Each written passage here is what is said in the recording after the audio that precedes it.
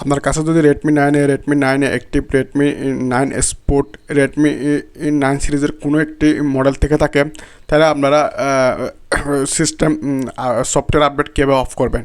অনেক সময় আমাদের অজান্তেই আমাদের সফটওয়্যারগুলো আপডেট হয়ে যায়, তা আমরা অনেক সময় চাই ম্যানুয়ালি আপডেট করার জন্য, তো এটা আমরা অফ করতে পারি না। তো আজকে আমরা এটি কীভাবে অফ করে আমরা এটা দেখাবো।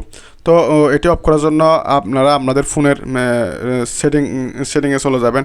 সেটিংয়ে গিয়ে হচ্ছে আপনি সিস্টেম অ্যাপ আপডেটে ক্লিক করবেন।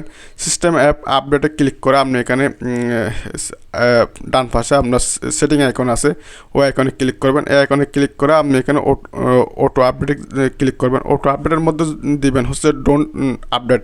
এখানে আপডেট ইউজিং ওয়াইফাই দিলে কী হবে, আপনি যখন ওয়াইফাই কানেক্টেড থাকবেন তখন এটা আপডেট আসলে অটোমেটিক্যালি আপডেট নিয়ে নেবে।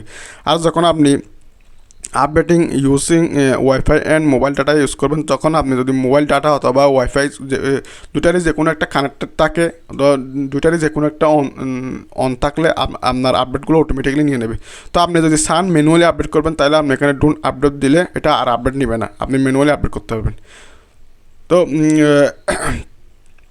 হচ্ছে সিস্টেম আপডেটের সেটিং। তো এ ধরনের ইন্টারেস্টিং ভিডিও পেতে আপনি চ্যানেলটি সাবস্ক্রাইব করতে ভুলবেন না। তো আপনাদের কীরকম সেটিং প্রয়োজন, আপনারা কী সেটিং করতে পারেন না ওই প্রবলেমটা আপনারা কমেন্টে লিখতে অবশ্যই ভুলবেন না।